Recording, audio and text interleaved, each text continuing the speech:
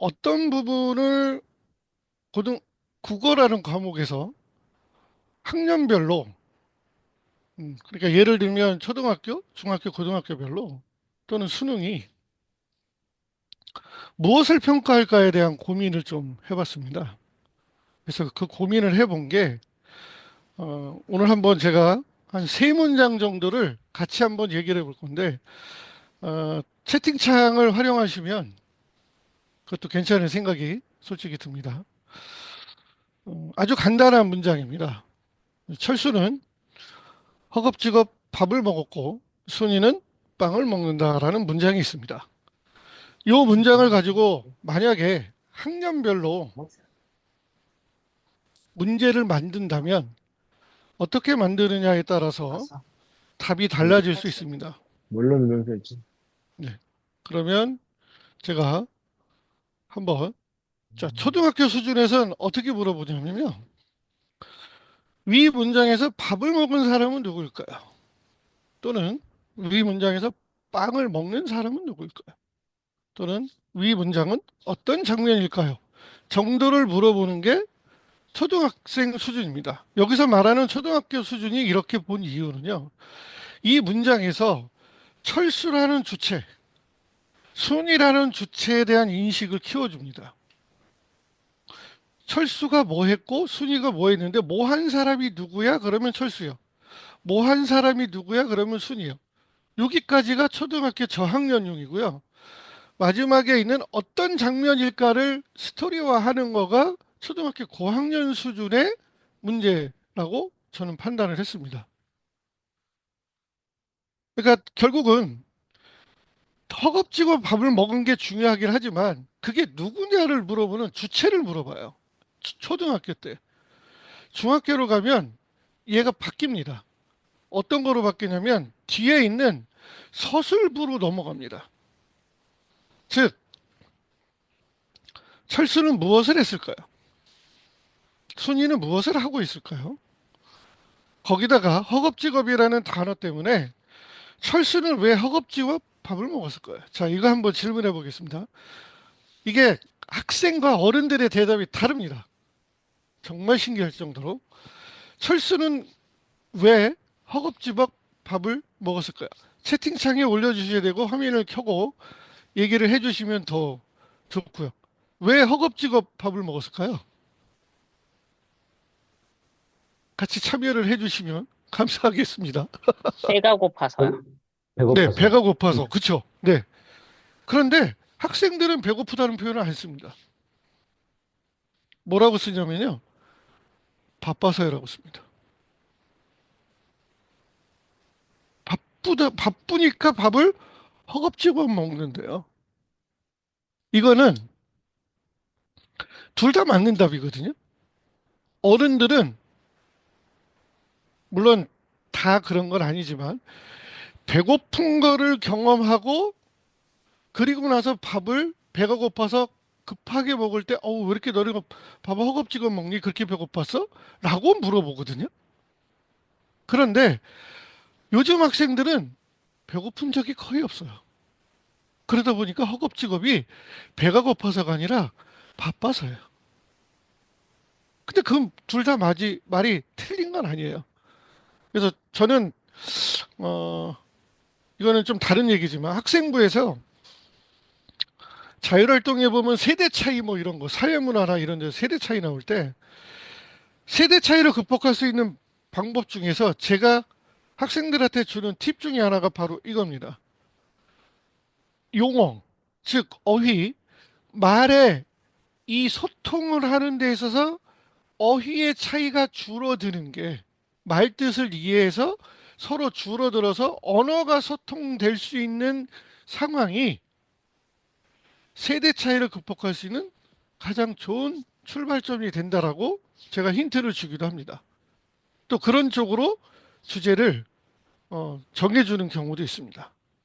그만큼 같은 용어라 하더라도 시대에 따라서 다르게 받아들입니다. 그렇다고 어른들 입장에서 허겁지겁은 배고플 때만 쓰는 거야? 아닙니다. 진짜 급하게 바쁠 때도 쓸 수 있기 때문에 어른들은 그런 경험, 그 전에 사회적 경험을 통해서 허겁지겁을 그렇게 쓸 뿐이지만 학생들은 그렇지 않을 수도 있는 거예요.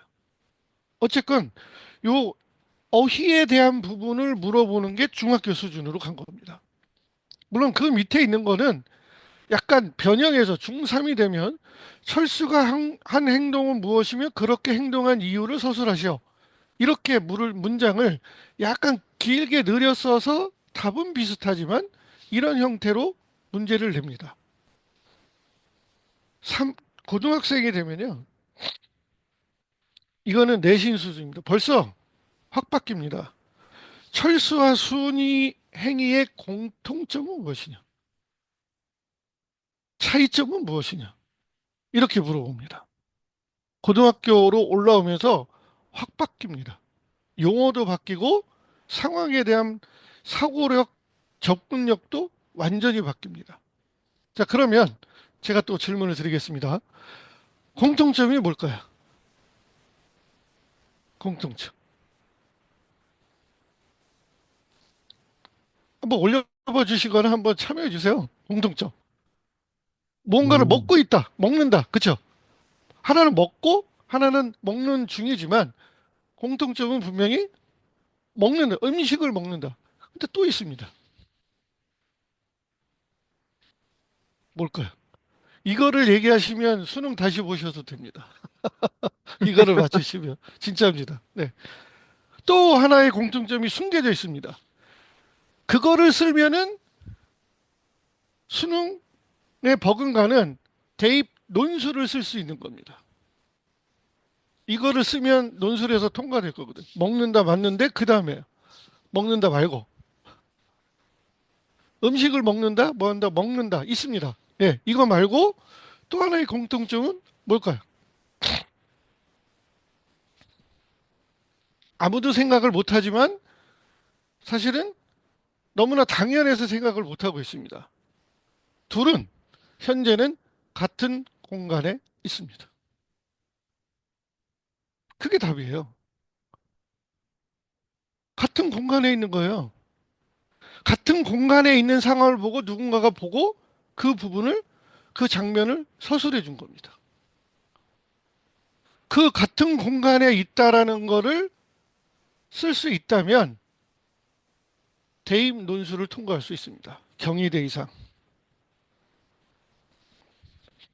자, 그러면 차이점은 뭘까요? 차이점. 이것도 한번 생각해 보시겠습니까? 철수는 이미 먹었고, 네. 순이는 지금 먹고 있는 중이고. 야, 맞습니다. 하나는 먹었고 하나는 먹는 중입니다. 그래서 먹는 음식의 종류가 다르고 두 번째는 시제가 다릅니다. 즉 시제를 통해서 먹었고고 순위는 먹는 중이다로 해석할 수 있습니다.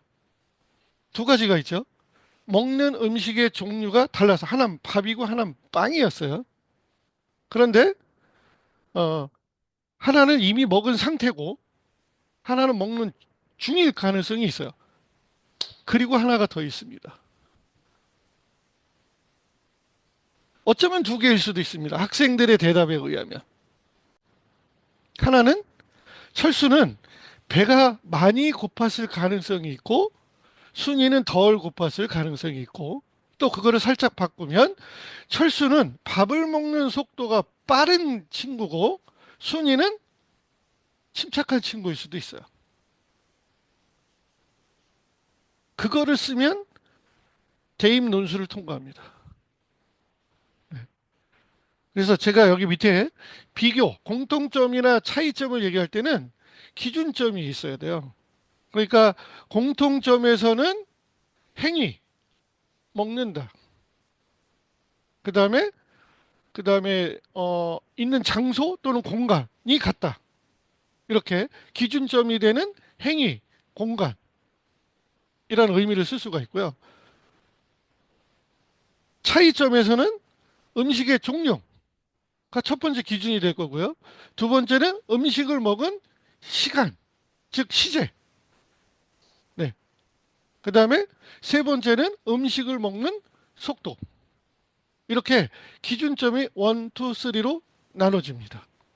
이 기준을 갖고 쓰면 근거가 확실해지고 기준점이 제대로 서기 때문에 공통점과 차이점이 되는데, 이번에 고교학점제의 평가 나온 게 이런 문제를 내고 있습니다.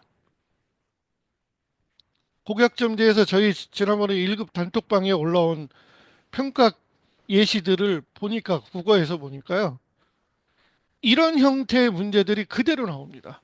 이게 아까 말씀드린 경희대에서는 문제가 같아요. 거의 같아요. 경희대, 동국대, 숙명여대, 서울여대 이런 학교들은 거의 같아요.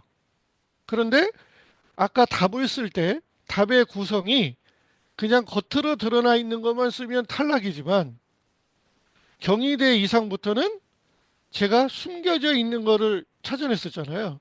그거를 쓰면은 합격이 될 가능성이 높습니다. 사고적으로 그렇다는 겁니다. 네, 3번도 위에 있는 거 똑같은 건데, 철수가 한 행위의 이유를 근거로 들어라. 뭐 허겁지겁 밥을 먹었다면 근거가, 허겁지겁이라는 그 용어가 배가 고프거나 성격이 급하거나 아니면 바쁜 일이 있거나, 이렇게 세 가지로 나뉘겠죠. 상황에 따라서는. 그 세 가지를 뒤에 근거로 추론을 해서 서술을 해야 되는 겁니다. 이게 고등학교 수준입니다. 아까 초등학교에서 고등학교로 오는 과정에서 중학교에서 고등학교로 너무 확 바뀝니다. 사실은. 사고력으로 봤을 때. 이렇게 철수와 순이의 행동의 공통점을 찾아보는 이 순간부터가 사고력이라고 부를 수 있고 문해력이라고 부를 수 있습니다. 수능 수준으로 한번 가겠습니다. 얘는 수능에서 고난도 문제입니다. 실제로 이렇게 나오기도 합니다. 철수와 순이가 한 행위의 전제는 무엇일까요? 벌써 어려운 용어가 나왔죠? 전제. 전제가 뭘까요? 되게 어려운 말이거든요. 전제는 이거는 논리학 용어인데, 어떤 결론을 이끌어내기 위해서 미리 제시된 정보예요. 예를 들면 어떤 사람이, 야, 너 사람이 왜 그래? 뭐 인간이 왜 이래? 아니면 너 학생이 왜 이래? 라고 얘기한다는 건, 학생은 어떻게 해야 된다라는 기준점이 있는 거죠. 밑바탕에 깔린 생각이. 우리는 그걸 전제라고 부릅니다. 수학에서는 얘를 조건이라고도 부르고요. 과학에서는 가설이라고도 부릅니다. 논리학에서는 전제라고 부릅니다. 근데 처음 들어보는 말들이 아니세요. 다 들어봤어요. 어디서 들어봤느냐? 대전제 모든 사람은 죽는다. 소전제 소크라테스는 사람이다. 결론, 그러므로 소크라테스는 죽는다. 다 들어본 거 아닌가요? 3단 논법으로. 그때 전제 모든 사람은 죽는다. 자, 그러면 다시 질문을 드릴게요. 철수와 순이가 한 행위의 전제, 밑바탕에 깔린 생각은 뭘까요? 되게 어렵죠. 물론 객관식이라서 예시가 있으면 찾기가 쉽습니다만, 예시가 없으면 정말 어려운 문제입니다. 네. 전제는 하나가 아닌 경우도 많습니다. 하나가 아닌 경우도. 일단은 먹는다라는 거에 초점을 두셔야 되고, 철수와 순이가 인간이라는 거, 사람이라는 거에 기준을 두셔서, 사람은 먹어야 산다는 거야. 또는 살기 위해서 먹는다. 네. 이런 부분이 가장 밑바탕에 깔려있는 대전제가 해당이 됩니다. 여기까지 물어봅니다. 수능에서는. 고난도 문제일 경우에요. 자, 2번 문제는 제가 임의적으로 한번 만들어 봤는데 답을 한번 찾아보시기 바랍니다. 위 문장에서 알 수 없는 사실, 즉 틀린 거 찾으라는 겁니다. 철수는 이미 밥을 먹었다. 또는 철수는 현재 밥을 먹고 있지 않다. 뭐 둘 다 되겠죠. 순이는 현재 빵을 먹고 있는 중이다. 먹는다라 그러는 현재 시제를 썼기 때문에. 디귿. 철수는 배가 몹시 고팠지만 현재는 아니다. 음. 리을. 순이는 철수보다 음식을 먹는 속도가 느리다. 위 문장은 철수와 순이의 행동만을 표현한다. 위 문장은 여러 명이 음식을 먹는 경우이다. 어떤 걸까요? 그 채팅방에 한 번만 찍어주십시오. 뭐, 기억 니은으로 찍으셔도 되고, 1, 2, 3번으로 찍으셔도 되고. 몇 번이 틀린 걸까요? 한번 생각을 해보시면, 네. 답이 뭘까요? 리을요? 리을이요? 네, 네, 리을입니다. 잘하시네요. 역시 방장님답습니다. 네. 감사합니다. 네. 여기서는 이 문장 가지고는 누가 누구보다 속도가 빠르다고는 추론할 수 없습니다. 함정입니다, 함정. 그러면 비읍은 인정이 되시나요? 솔직히 비읍도 여러 명이 아닌데 두 명이서 먹고 있었는데 여러 명이라고 볼 수 있나? 라고 생각하실 수 있는데요. 학문적으로 봤을 때 는이 붙으면 공동체 중의 일부분을 나타낼 때 쓰는 조사입니다. 음, 그러니까 식구가 네명이서 식사를 가는데 그중에서 철수는 밥을 이미 먹은 상태고 빨리 먹었고 허겁지겁 먹었고 순이는 빵을 먹고 있고 엄마는 뭐 칼국수를 드시고 아빠는 된장찌개를 먹고 있을 수도 있는 거예요. 그럴 때 는을 씁니다. 그래서 저희가 영어 문장에서 I love you 너무 좋아하는 문장이잖아요. 우리는 그걸 해석할 때 난 너를 사랑한다라고 써요. 그렇죠? 다 그렇게 알고 있고 I는 나는 이렇게만 외우고 또 당연히 그렇게 알고 있는데요. 국어적으로 봤을 땐 내가 너를 사랑한다라고 해석을 해야지 나는 너를 사랑한다 그러면 다른 사람은 순위를 사랑하고 너를 사랑하지 않는다는 의미도 숨겨져 있는 표현이에요. 국어적으로 봤을 때. 사고적으로 봤을 때도. 그러니까 영어에서 표현하는 I love you는 두 사람의 관계 속에서 나는 너를 사랑하니까 는이라는 건 단독으로는 쓰일 수가 없고 공동체에서만 쓰이는 조사가 됩니다. 국어적으로 봤을 때. 네. 이런 거를 어, 논술에서는 따지고요. 서울대 논술이 이 수준을 갑니다. 아까 말씀드렸던 이 비읍 정도까지 반드시 갑니다. 서울대 일반 전형 면접 문제가 이 수준까지 이해를 하면 대답하기가 편합니다. 그러니까 어렵죠. 서울대답습니다, 진짜. 아주 간단한 거지만 되게 어렵습니다. 그런 부분이. 어. 한 문장 더 해보겠습니다. 이번에는 약간 좀 학문적인 용어로 가볼게요. 자, 두 번째 문장입니다. 사람은 이성적 동물이며 사회를 이루고 살아간다. 어디서 어느 책에서건 한 번쯤 본 구절 아니겠습니까? 예, 예를 가지고 초등생 수준으로 문제를 만든다면 위 문장에서 이성적 동물은 무엇이라고 한다. 그럼 초등학생들은 막 손 들고 저요 하면서 사람이요 이렇게 대답하겠죠. 또 뭐 사회를 이루고 사는 동물은 무엇인가 이렇게 될 겁니다. 중학교는 사람의 특성을 무엇이라고 했나요? 그리고 그 밑에도 사람의 정의를 두 문장으로 다시 정의하세요. 요거는 중3용입니다. 앞에 거는 중1, 2용이고 중3은 정의라는 단어를 다시 써요. 1번에는 정의라는 용어를 안 쓰고 특성으로 썼거든요. 네. 요것도 학년별로 용어가 차이가 납니다. 그런데 두 번째는 중학교 2학년 2학기 때 정의라는 개념을 배웁니다. 그 전에는 안 배워요. 중학교 2학년 2학기 때 배워요. 그래서 중학교 2학년 2학기나 3학년 1학기 때 정의라는 용어를 이해하기 시작하게 됩니다. 국어에서는. 그전에는 정의라는 용어를 거의 안 씁니다. 특성이라는 용어로 바꿨습니다. 그러면 위에 있는 문장을 두 개로 정의하면 사람은 이성적 동물이다. 사람은 사회를 이루고 살아가는 동물이다라고 써있는데 사회를 이루고 살아간다라고 쓰면 틀립니다. 걔는 점수를 깎고 먹는 거예요. 왜냐하면 정의에는 규칙이 있습니다. 그 규칙에 맞게끔 쓰게 돼 있거든요. 그래서 사람은 이성적 동물이다. 사람은 사회를 이루고 살아가는 동물이다라고 써야 정확한 정답이 됩니다. 고등학교 수준으로 가겠습니다. 어떤 수능까지 일부러 연결시켜 봤습니다. 뭔가 엄청 많죠. 자, 사람의 정의를 형식을 갖춰 두 개 문장. 요거는 앞에 있던 중상 거를 고1로 올린 겁니다. 비슷한 겁니다. 네. 2번.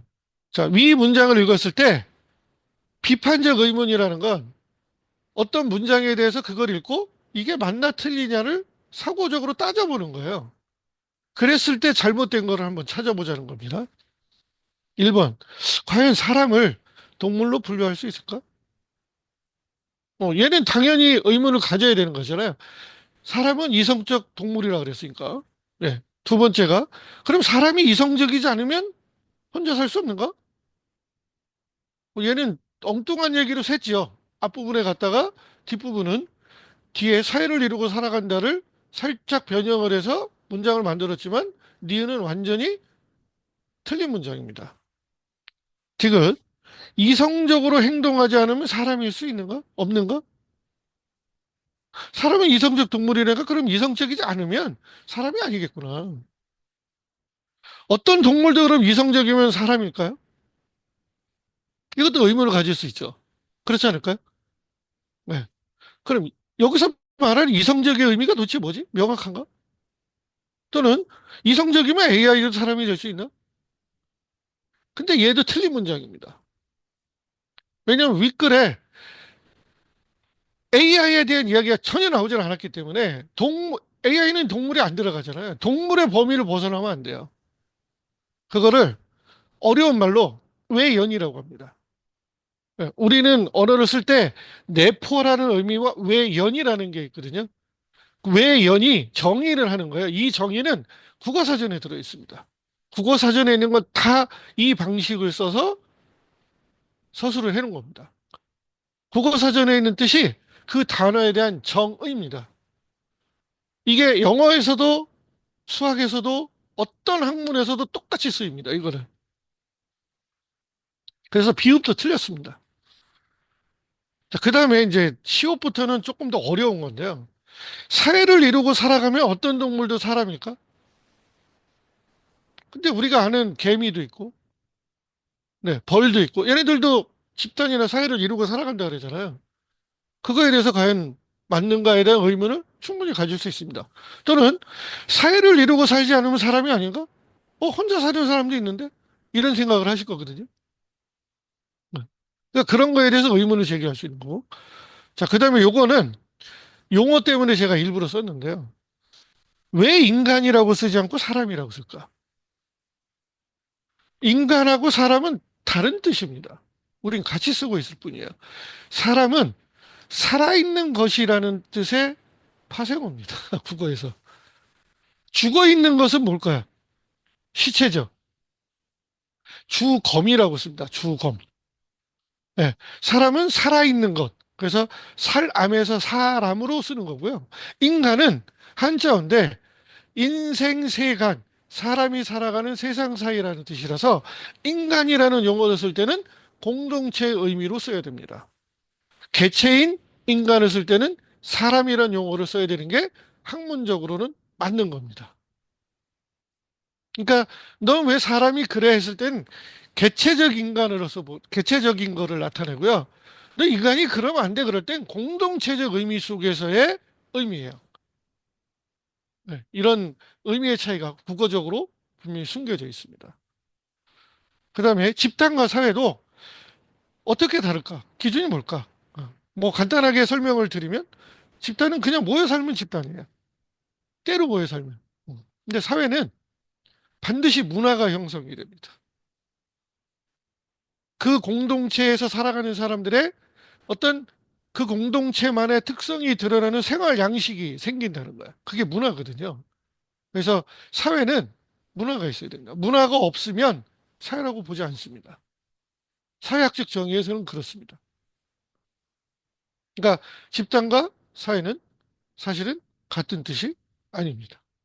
네, 이런 것들이 국어에서는 수능은 진짜 어렵죠. 지금 제가 보여드린 예시만 봐도 초중 중까지는 어떻게 좀 대답이 되는데 고등 올라오면 갑자기 어려워지거든요. 그러니까 학부모님들이 학생 보고 야 이거 너 왜 이렇게 못해? 이렇게 혼낼 부분은 저는 아니라고 생각이 듭니다. 그러니까 집단, 여기서요, 사회. 혹시 이 기억에서부터 지읒까지 중에서, 네, 여기가 이제 저는 수학을 가르치잖아요. 네, 수학에 집합과 명제라는 단원이 있어요. 네, 맞습니다. 근데 집합과 그 명제. 3단 논법도 거기서 이제 배우기도 하고 그러는데요. 네, 처음에 주어진 그 문장을 네, 대우라고 하는 그 수학에서 이제 증명하는 뭐 방법 중에 네, 사용하게 되면 네. 주어진 문장하고 똑같은 것이 시옷이라고 생각이 되거든요, 사실은. 치오셔. 네, 수학적으로 봤을 때 네, 앞에가 가정이고 뒤에가 결론이면 네, 가정과 결론을 뒤집으면서 부정을 하게 되면 네, 처음 명제랑 같은 명제가 되는 거거든요. 네, 맞습니다. 그래서 수학적으로 이렇게 판단할 수도 있을 것 같아서 네, 국어지만 수학적인 능력도 지금 뭐 같이 이해를 하는 것도 있는 것 같습니다. 네, 맞습니다. 이게 이 문제 자체가 수능을 보기 전에 실험평가라는 게 있었거든요. 7차 실험평가 문제지에 있었던 수학에 있었던 명제를 논리학으로 바꿔서 낸 문제입니다. 와, 이거를 캐치하시다니요. 대박이십니다. 역시 수학 선생님다우십니다. 명제에서 분명히 맞습니다. 이 대우를 활용해서 이 문제를 푸는 겁니다. 네. 그러니까 시옷도 사회를 이루고 있지 않으면 사람이 아닌가? 지금 말씀하신 대로 대우라는 부분으로 보면 얘도 거의 같은 문장이 맞습니다. 네. 그러니까 저는 수학을 배운 지가 너무 오래돼서요. 근데 논리학하고 국어적인 사고력으로 접근할 때는 그렇게 되는데 그거를 어, 근거와 규칙에 의해서 정리해 놓은 게 수학에서 말하는 집합과 명제가 그 부분이라고 저는 생각을 합니다. 아주 좋은 말씀이었습니다. 가는 김에 예시 하나 더 해보겠습니다. 엄마, 오늘은 돌아가신 할머니가 무척 그립고 보고 싶어요. 네. 많이 쓰는 문장이죠. 어떻게 보면. 이런 간단한 문장에서도 초등학교 수준에선 자, 이 문장은 누가 누구에게 하는 말일까요? 이렇게 물어보면 학생들은 네, 내가 엄마에게 돌아가신 할머니가 보고 싶다고 엄마한테 얘기하고 있어요. 라고 대답을 대부분 합니다. 맞았습니다. 근데 가끔 간단하게 줄여서 네, 내가 엄마한테 할머니 보고 싶다고 얘기하고 있어요. 이렇게 쓰는 친구도 있고 그렇게 말하는 친구도 있습니다. 근데 걔는 일부가 틀렸습니다. 왜냐하면 할머니의 존재가 생사 여부가 되게 중요합니다. 그냥 할머니가 보고 싶어요 하면 10점 만점에 3, 4점밖에 주지를 못합니다. 돌아가신 할머니라고 반드시 구체적으로 명시를 해줘야 돼요. 국어는 그렇습니다. 수능도 그렇습니다. 네. 뭐, 위 문장에서 그립고 뵙고 싶은 사람은 누구냐? 뭐, 할머니라고, 돌아가신 할머니라고 써야 돼. 할머니라고 쓰면 안 돼요. 위 문장에서 누군가를 그리워하고 뵙고 싶어 하는 사람은 누구야? 없지만 나요라고 얘기를 하죠. 또 위 문장은 어떤 장면일까요? 1번과 4번은 비슷한 문제입니다. 근데 이렇게 변형해서 낼 수도 있다는 걸 보여드리고 싶었던 거고요. 중학교로 가면 실제로 여기에 나가 나오나요? 나가 없습니다. 생략돼 있죠. 주어가 생략돼 있죠. 화자가. 그래서 중학교 때는 얘가 화자라는 용어로 이렇게 바뀝니다. 처음으로. 초등학교 때는 화자라는 말을 잘 안 써요. 근데 중학교가 되면 화자라는 말이 나타납니다. 한자어가 나타나기 시작을 하는 거죠. 화자가 있으면 반드시 청자가 있고 화자와 청자가 존재하면 대화의 상황이라는 걸 알 수가 있는 겁니다. 자, 그러면 요거는 제가 감추질 않았는데 위 문장을 통해 알 수 있는 사실 네개를 찾으래요. 첫 번째는 압니다. 화자가 엄마에게 말을 하고 있다. 당연한 얘기죠. 그렇게 문장이 구성되어 있으니까. 두 번째, 화자의 할머니는 돌아가셨다. 세 번째, 화자는 할머니가 돌아가셔서 그리고 보고 싶다. 여기까지는 써요. 근데 그 뒤에 뭐라고 되어 있냐면, 그래서 슬프다. 어느 문장에서도 슬프다는 것을 찾아낼 수가 없죠. 이거는 물론 고등학교 수준입니다만, 그래서 슬프다까지 중3 때는 가져야 됩니다. 왜냐하면 네 번째까지 볼게요. 화자는 오늘따라 할머니가 더 보고 싶은 거예요. 왜냐하면 오늘은이라는 조건이 붙어 있어서 그랬습니다. 딴 때도 보고 싶었지만 오늘은 더 보고 싶은 거예요. 아니면 다른 날은 좀 안 보고 싶었는데 오늘은 보고 싶은 거죠. 그래서 할머니가 보고 싶은 시제가 오늘이라는 걸 강조해 주고 있습니다. 이 네 가지를 다 써야 되는 서술형. 이게 IB를 시도하는 학교들이 현재 서술형으로 내는 문제 유형입니다. 그다음에 요거는 고등학교 때 하고 연결이 되는 좀 어려운 문제인데요. 위 문장의 상황에 드러난 화자의 심리와 그 이유를 쓰세요. 그랬을 때 화자의 심리를 그립다, 보고 싶다까지는 누구나 쓸 수 있어요. 하지만 슬프다는 잘 못 씁니다. 그것까지 써야 좀 더 높은 점수를 얻을 수가 있는 거고요. 얘를 고등학교 수준과 수능 수준으로 가겠습니다. 위 문장에 나타난 화자의 심리적 반응이라는 지금까지 듣도 보도 못한 단어가 나옵니다. 심리적 반응. 심리적 반응은 앞에 있었던 그립다, 보고 싶다, 슬프다. 똑같은 걸 쓰는 거예요. 근데 단어가 바뀌었어요. 문제를 내는 당시에 용어가 바뀐다는 말씀을 드리고 싶은 거예요. 그게 바로 심리적 반응인과 그런 반응의 이유는 앞에서처럼 할머니가 돌아가셨고 다른 날에 비해서 오늘 더 보고 싶고 이런 내용들이 뒤에 써줘야 되겠죠. 2번 문제 보시겠습니다. 2번.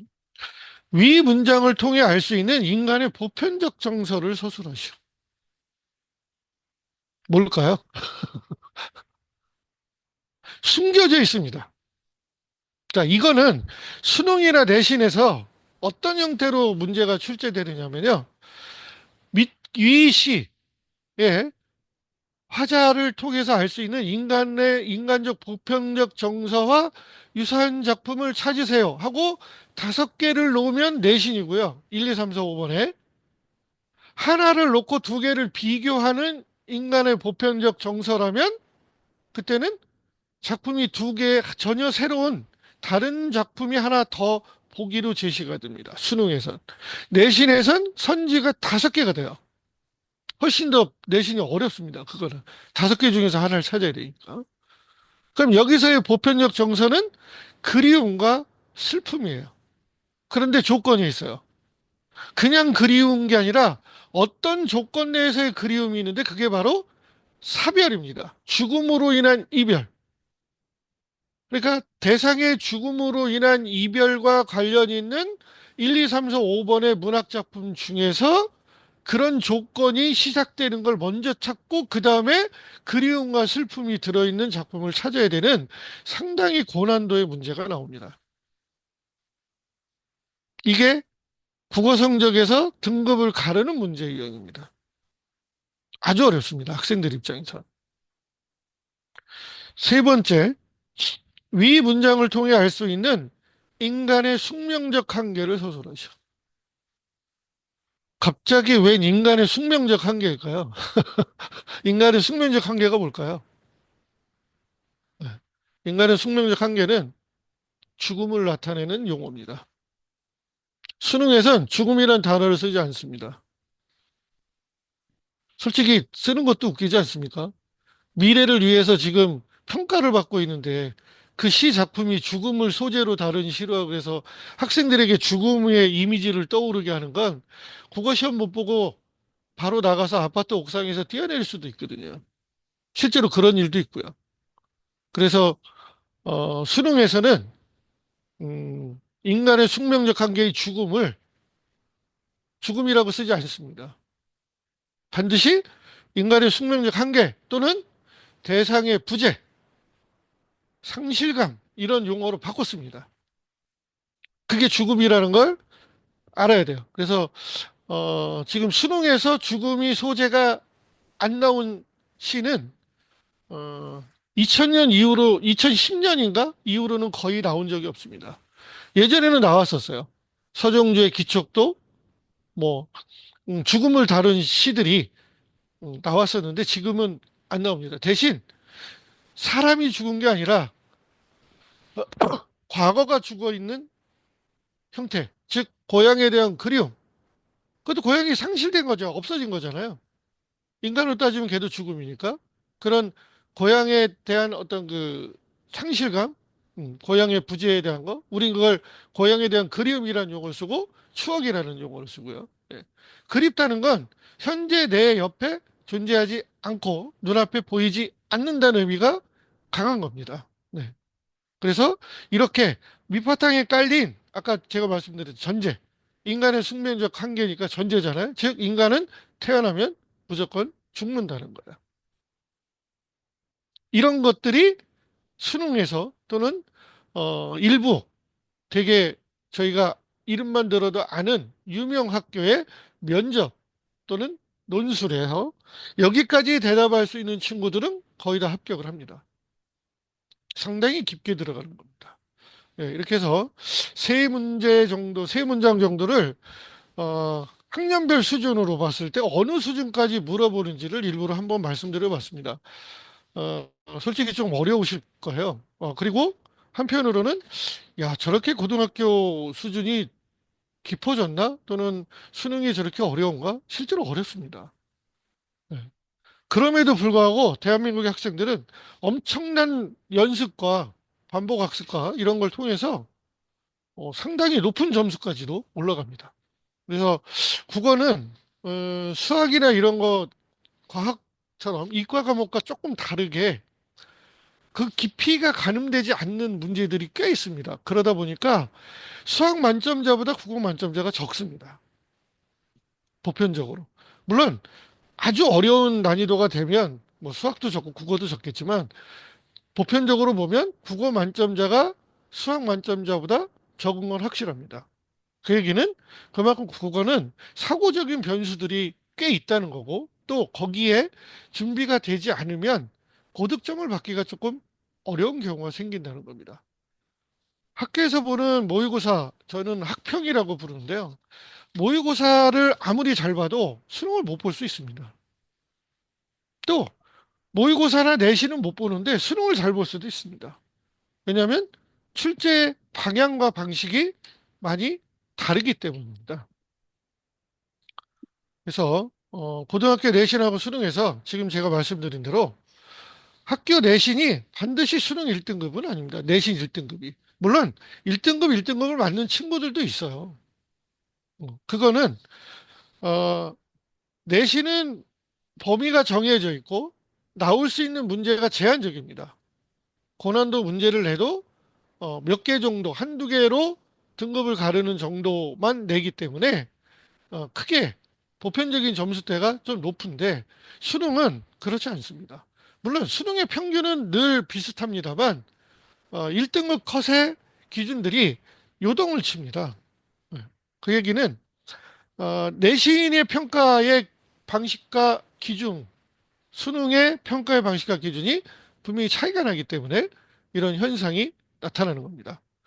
그리고 어, 학생들은 그래서 내신을 잘 보는 친구들을 저희도 마찬가지인데 내신형 학생이라고 부르고 또 수능의 모의고사나 이런 쪽에서 수능 쪽에 좀 특화되어 있는 친구들은 수능형으로 바뀝니다. 그래서 내신형 친구는 대학을 갈 때 뭐 수시 쪽이 조금 더 유리하겠죠. 그렇다고 무조건 유리한 건 아닙니다. 왜냐하면 때에 따라서는 수능 체제라는 게 있기 때문에 수능도 준비를 안 할 수가 없거든요.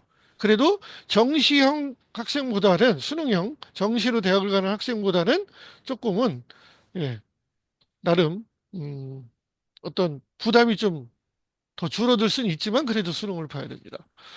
네, 지금 우리 라엘 쌤이 우리나라 말인데 너무 어렵다 어렵습니다. 네, 국어가 정말 어렵습니다. 미친 것 같습니다. 이게 중간에 바뀌었거든요, 계속. 지금 고1 되는 예비 고1 학생들이 지금 제가 위에서 보여드렸던 중학교 이상의 고등학교 수준의 그런 문제에 대해서 서술형으로 평가를 한답니다. 수행평가도 평가를 하고 지필고사도 이제는 30%를 의무로 내겠다라고 나와 있어서 거기에 대한 연습이 안 돼 있는 친구들은 상당히 괴로울 거로 예상을 하고 있습니다. 그래서 고등학교 내신은 범위가 어느 정도 정해져 있고 수업 내용도 지식 중심의 전달이에요. 그래서 열심히 받아쓰고 열심히 읽으면 뭐 어느 정도 점수가 나옵니다. 하지만 수능은 범위가 정해져 있지 않고 아까 보여드린 것처럼 죽음이라는 구체적 용어는 안 쓰고 인간의 숙명적 한계라는 상당히 추상적인 용어로 바꿔 쓰고요. 또는 시적 화자에 드러난 심리라는 단어 대신에 심리적 반응에서 좀 용어를 학문적 용어의 추상적 용어로 바꿔가는 거가 있고 아는 내용을 사고력 중심으로 해서 아는 내용을 기반으로 해서 활용해서 생각해서 답을 찾아내야 되는 경우가 상당히 많습니다. 어, 그냥 많은 게 아니고 아주 많습니다. 그래서 내신 문제를 제가 좀 보여드리려고 하긴 하는데요. 잠시만. 일단은 여기까지 제가 조금 설명을 드리고 혹시 궁금하시거나 좀 더 물어보고 싶은 거 있으실까요? 질문하셔도 되는데.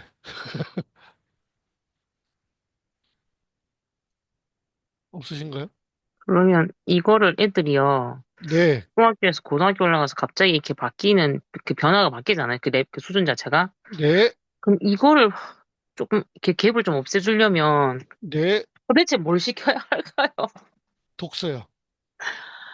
근데 독서도 애들 왜 물어보면 왜 정말 리듬이나 뭐 그냥 책나무나 진짜 뭐 그런 걸 많이 다니거든요, 애들이. 네, 그럼 다니는데도 그래요. 그거는 도대체 네. 그거는 독서 방법이 바뀌어야 돼요. 어, 독서 방법이 바뀌어야 된다는 거를 일단은 문제집 보여드리고 그게 뭔 뜻인지 한 번 더 설명을 드릴게요. 아주 좋은 질문 감사드립니다. 늘 이 직업을 갖고 있는 사람들의 고민 아니겠습니까? 네, 네. 선생님도 영어를 하시지만 결국 고3으로 넘어가면 사고력 문제라 그래서 이게 문장을 해석해 놓고도 말뜻을 이해 못해서 틀리는 친구들이 생기니까 너무 진짜 많아요, 안타까우시잖아요. 그게. 네, 네. 국어는 더 심합니다. 그러니까 네, 영어라서 다행입니다, 저는. 이게 국어는 고3이 고3이에요. 솔직히 대학교 1학년이나 고3이나 차이가 없습니다. 근데 영어는 고3 문제라 해도 그 로컬 그러니까 그 모국어를 쓰는 나라에서의 고등학교 1학년 수준의 시험 문제거든요. 대부분. 가끔 이제 고3용에 가까운 문제들이 고난도로 몇 문제가 숨겨져 있지만 대부분은 중3에서 고1 수준일 거예요. 제가 알고 있기로는. 해석을 했을 때. 네. 근데 국어는 너무 어렵습니다. 그런 부분에 있어서. 이건 지난번에도 한번 보여드렸던 시험 문제인데요. 어, 이번에는 그때는 시를 보여드렸으니까 이번에 소설을 보여드릴게요. 문제도 되게 짧고요. 이거 중학교 겁니다. 여기 밑에 보이시죠? 답도 그냥 바로바로 찾을 수 있습니다. OX로. 여기 넘어가도 서술상의 특징. 네, 이게 이제 시점이라는 건데 소설에서 등장인물이 중심인물의 말과 행동 등을 전달하고 있다. 예, 물론 요거를 학교 다니실 때 뭐라고 배웠냐면 어, 관찰자 시점 또는 전적 시점 이런 식으로 배워본 적이 있으실 거예요. 이거는 이제 관찰자 시점이라는 뜻입니다. 그런데 고등학교로 가면 요 말이 바뀝니다. 어려워집니다. 한마디로. 그냥 바뀌는 게 아니라 어려워집니다. 네. 어, 여기 보시면, 예, 여기에서 보면, 자, 윗글에 대한 이해라 그래서 아닌 거라 그래서 이 친구도 별표를 했는데 시대적 배경을 짐작하게 하는 부분이 나타나 있다. 등장인물과 관련된 일화를 나열하고 서술하고. 이거는 솔직히 외운다고 되는 게 아닙니다. 여기에 있는 용어의 이 문장들을 다 이해를 해야 돼요. 이해를. 급격한 장면 전환을 통해 인물 간의 갈등을 전달하고 있다. 사건을 병렬적으로 나열했다. 병렬적인 나열은 또 뭘까? 뭐 이런 고민들이 되는 거고요. 등장인물의 성격이 대화와 행동을 통해 간접적으로 드러나고 있다. 이 친구는 이걸 밑에다 극이라고 썼는데 이걸 외운 거거든요. 근데 소설에서도 이렇게 할 수 있습니다. 이게 관찰자 시점이에요. 얘도. 네. 그러니까 이게 물론 이태준의 달밤이라는 이거는 소설은 아닙니다. 얘는 수필입니다만 완전히 바뀌는 거예요. 네. 그래서 작품의 서술상의 특징도 이렇게 네. 문장도 길어지고 용어도 길어지고 요 정도인데 요게 수능으로 가보겠습니다. 제가 수능 문제를 잠시 보여드리겠습니다. 뭐 재작년 것도 있지만 작년 겁니다. 수능 보시는 김에 앞부분에는 독서가 이렇게 세 문제가 나오고요. 경마식 보도에서 뭐 이거는 국어가 아니잖아요. 이건 사회학입니다. 수학 선생님이 아시는 데이터 처리할 때 중앙값, 평균, 최빈값. 이거는 예전에 저희 그 나침반 대표인 김홍 선생님이 저희 그 스터디 같은 거 할 때 이 개념을 잘 설명을 해 주셨었는데 저 깜짝 놀랐습니다. 예, 재작년 수능에 얘가 나와서 국어인데 예, 통계도 알아야 되고요. 그 다음에 학자들 윤사에서 나오는 거 나옵니다. 그리고는 이제 문학입니다. 자, 여기 소설인데 고소설과 현대소설이 있는데요. 현대소설을 일부러 가보겠습니다. 이렇게 지문을 주고 중간에 지문을 주고 윗글에 대한 설명인데 집안에서의 대화가 이웃에 노출되어 인물의 속내가 드러난다. 이 내용을 완벽하게 이해하지 못하면 이 문제는 절대적으로 풀 수가 없습니다. 재작년 학생들이 문학에서 이 문제 하나로 5분을 썼습니다. 대부분의 학생들이 이 문제 하나로. 그래서 시간의 압박 때문에 성적이 1등 컷이 내려간 겁니다. 새로운 유형이었습니다. 이때 당시에. 서로의 말실수에 대한 비난이 인물 간 다툼의 원인. 예전에는 누가 뭐를 했을 때 알맞은 것은 알맞지 않은 것은 이것만 물어봤어요. 근데 이건 여기에 나오는 인물과 사건과 거기에 따른 심리 상태를 다 이해를 해야만 맞출 수 있는 문제예요. 이렇게 바뀌었습니다. 거기다가 ABC에서 ABC를 놓고 전체를 이렇게 다 흐름을 내는데 요거만 읽으면 못 맞춥니다. 전체를 다 이해해야 됩니다. 그러니까 28번 문제를 못 맞추는 학생은 29번도 틀립니다. 30번은 두 사람의 인물에 대한 이해가 나와 있는데 이해라는 단어가 나오면 상당히 어려운 문제입니다. 왜냐하면 이 사람이 처음부터 끝까지 한 행동과 대사, 대화까지도 다 파악을 해야 돼요. 심리 상태까지. 그래야만 답을 쓸 수 있어요. 정말 미쳐버리는 거 아닙니까? 그리고 이렇게 보기에다가 예전에는 작품 설명을 했어요. 고전 소설은 제가 하나만 보여드리면 이 작품이 어떤 거라고 이렇게 간단하게 설명을 해줍니다. 힌트를 줍니다. 현대소설은 힌트를 안 주고요. 진짜 국어 문제입니다.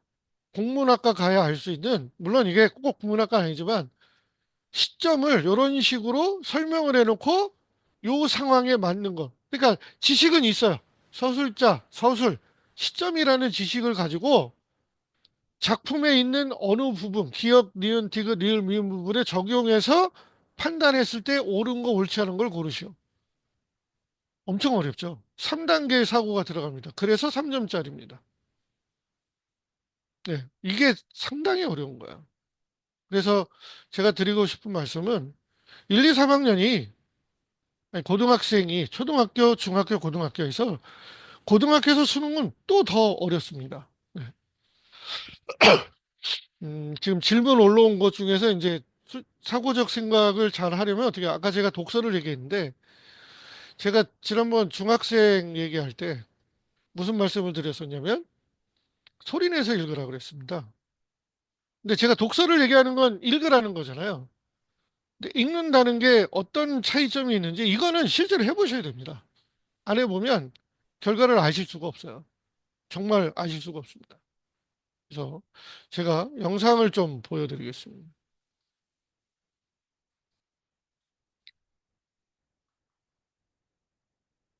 요거는 제가 그냥 개인적으로 어, 특허를 낸 진단과 학습법입니다.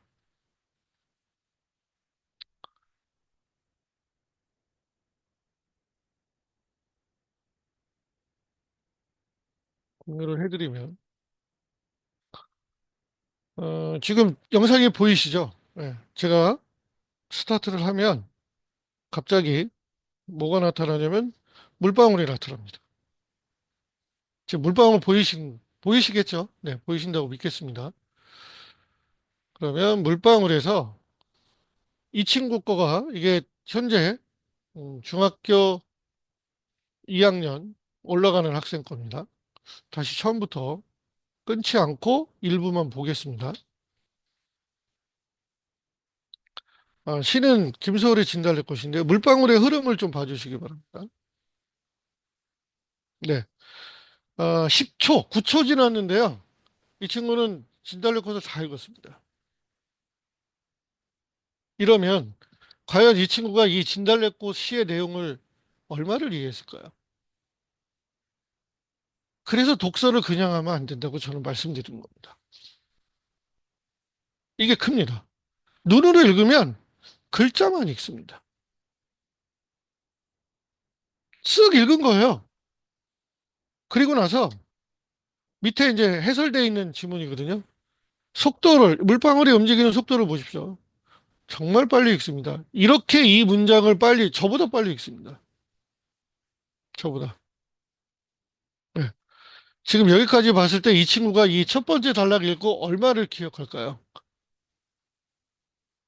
그럼 얘를 읽은 이유가 없는, 시간 낭비예요.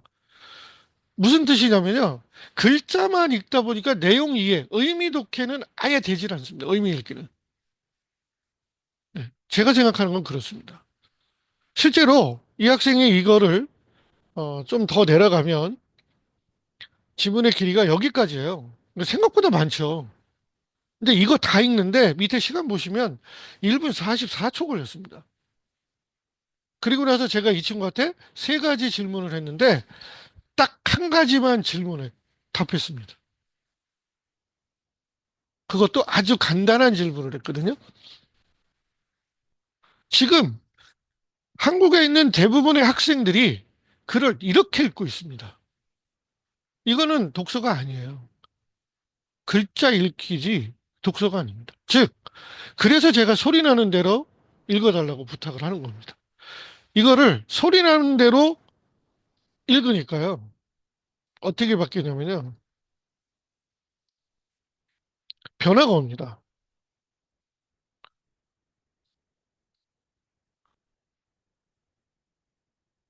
같은 학생 건데 소리 나는 대로 읽혔더니 변화가 왔습니다. 자, 앞에서부터 다시 처음부터 보실게요. 자, 아까보다 속도가 조금씩 늘어나서 소리 나는 대로 읽으니까 안 읽을 수가 없잖아요. 네. 훨씬 더 느려진 게 꼭 좋은 건 아니지만 아까보다는 훨씬 느려진 걸 보실 수가 있고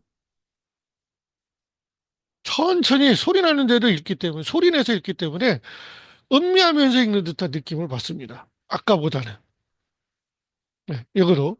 그래서 얘를 보시면 밑에가 4분 3초예요. 4분 정도예요.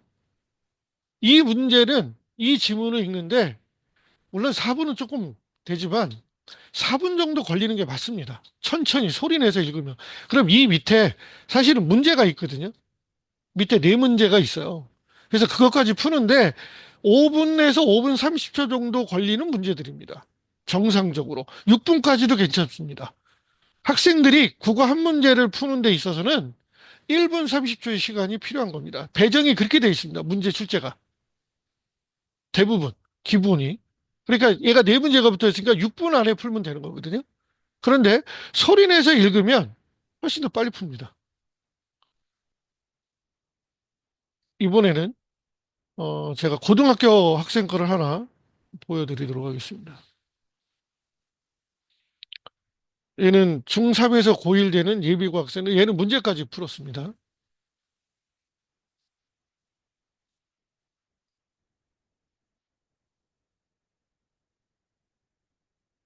이거를 보시면 완전히 이 친구도 고1인데요. 고1 되는 중3이죠. 네. 아까 그 친구보다는, 음, 네. 아까 그 친구보다는 좀 늦죠. 네. 근데 이 친구는 문제까지 다 푸는데 읽고, 자, 보시면 조금 빨리 아니, 그냥 볼게요. 예. 열심히 글자를 읽고 있습니다. 이 친구도 소리 내서 읽은 거 아닙니다. 그냥 눈으로 읽은 겁니다.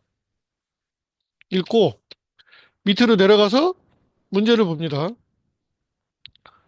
어, 정상적이라면 4번을 썼죠. 이 친구가 지금 답을 4번을 바로 썼는데 판단을 하고 불안하니까 다시 위로 올라갑니다. 맞았는지 틀렸는지, 나머지가 왜 맞는지를 지금 점검하러 가는 겁니다. 학생들은 이렇게 문제 풉니다. 성적이 나쁜 친구들인 경우에. 네, 실제로. 지금 막 훑어가면서 다시 또 확인하잖아요. 네. 근데 소리 내서 읽으면요. 지금 질문하신 문제에서 사고적 생각을 잘 하려면 어떻게 소리 내서 읽으면 어떤 현상이 생기냐면요. 제가 지금 몇 명의 학생을 임상 실험까지는 아니어도 실제로 해보고 있는데요. 한 번, 한 번을 소리 내서 읽으면 용어가 어려운 거에는 소리 내서 읽을 때 발음이 꼬이거나 속도가 늦어집니다. 자동적으로. 그럴 수밖에 없겠죠. 낯설니까. 그러면서 이게 무슨 뜻이지? 하고 고민이 되기 시작해서 다음으로 넘어갈 때 조금 시간이 걸립니다. 딜레이가 됩니다. 근데 똑같은 지문을 다시 소리내서 한 번 더 읽게 하면 읽으면서 잠시 멈춥니다. 왜냐하면 아까 읽었을 때 그 단어가 이해가 안 되니까 사전을 찾습니다. 뜻을 찾아봐요. 그래 놓고 거기 읽어보고 다시 읽습니다. 즉, 소리내서 읽지 않을 때는 눈으로 읽을 때 세 번 읽건 네 번 읽건 단어를 절대 찾지 않습니다. 그런데 소리내서 읽으면 단어가 내 귀에 낯설게 느껴지는 것들은 사전을 찾아보는 연습이 된다는 거예요. 안 될 때는 모르겠으면 사전을 찾으라 그래. 소리내서 읽을 때 네가 의미가 좀 이상했으면 그 단어를 꼭 사전을 찾으라고 훈련을 시키는 겁니다. 근데 그게 두 번째 소리내서 읽을 때는 찾지 말라 그래도 궁금하니까 찾아지는 학생들이 생기기 시작을 했다는 거야. 그래서 세 번째를 또 그 지문을 소리내서 읽혔더니 내용을 엄청 많이 기억을 합니다. 또 사전까지 찾아봤기 때문에 훨씬 더 이해력이 높아진 거야. 저희는 암기라는 용어를 많이 쓰는데 암기를 되게 부정적으로 하거든요. 이건 암기하면 돼. 암기 과목이야. 암기는 이해라는 부분에 부정적 용어로 쓰이고 있습니다. 암기는 이해입니다. 암기되어 있지 않은 정보, 지식이 없이는 우리는 아무것도 할 수가 없습니다. 한글을 읽을 수 있는 지식적인 부분에 암기가 없다면 저희가 흔히 말하는 읽고도 무슨 내용인지도 알 수 없을 만큼 읽을 수도 없어요. 암기는 나쁜 게 아닙니다. 반드시 갖춰야 될 너무나 기본이 되는 거예요. 그게 약 70%입니다. 나머지 30%를 갖고 사고도 하고 창의력도 발휘하는 거예요. 저수지에 물이 있어야 정수를 하든가 농수로를 통해서 저수지에 물을 대줄 거 아니에요. 그런데 우리는 저수지에 물을 대는 걸 부정으로 보고 있습니다. 암기한다고. 그러한 지식이 배경에 쌓이지 않으면, 배경 지식, 즉, 암기된 배경 지식이 없으면 사고적으로 절대 접근할 수가 없습니다. 수학에서 9구단 모르는데 2 곱하기 5는 10인 거를 모르면 일을 5번 더 해야 돼요. 아닌가요? 그러니까 그런 것들은 다음 과정을 나가기 위해서 아주 기본이 되고 반드시 갖춰야 되는 조건이 되는 겁니다. 그런데 그 암기되는 거를 저는 이해라고 쓰는데 그러기 위해서는 무엇을 해야 되냐면 소리내어 읽기의 습관이 체득화돼야 됩니다. 내각화돼야 돼요. 그렇게 되면 글을 한 번 읽어도 충분히 내용을 이해하는 힘이 생기더라는 거예요. 저는 그렇게 성장해 왔습니다. 저처럼 성장하라는 뜻은 아니지만 기존의 눈으로만 읽던 방식에서 반드시 이렇게 소리를 내서 읽는 방식으로 바꾸면 최소한 3개월을 유지를 해서 학생이 습관화되기 시작하면 어휘에 들어오는 내용이 전혀 다릅니다. 제가